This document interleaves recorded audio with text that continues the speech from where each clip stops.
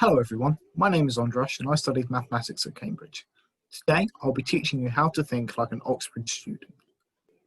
How do you answer a university level mathematics problem? Using the TIPS technique, I will show you how to answer a past interview question for Oxbridge mathematics. So this is the question.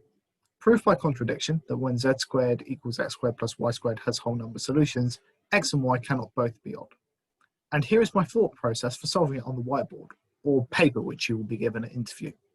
Okay, so the first thing that I notice is the fact that we've got three variables, so likely we'll need some algebraic manipulation. I mean, you could argue that could also be Pythagoras, but I think for the question it's easier here to go by that.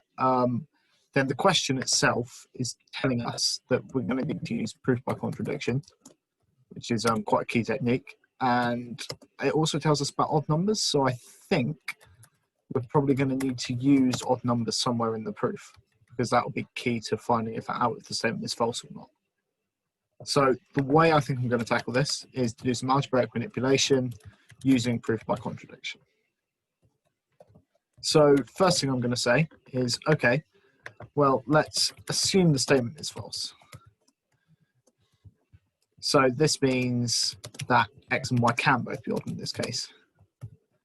So we'll define x and y as odd numbers because that makes sense if they're both odd. So let x be 2m plus 1 and y equal to k plus 1, for example.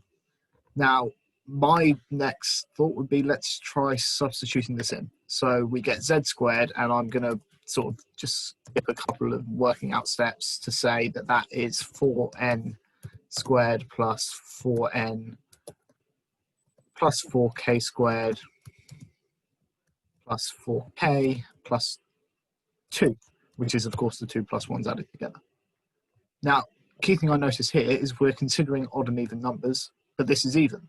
So surely that means that we can write this that z is an even number, in this case 2, multiplied by some constant, which is 2n squared plus 2n plus 2k squared plus 2k plus 1.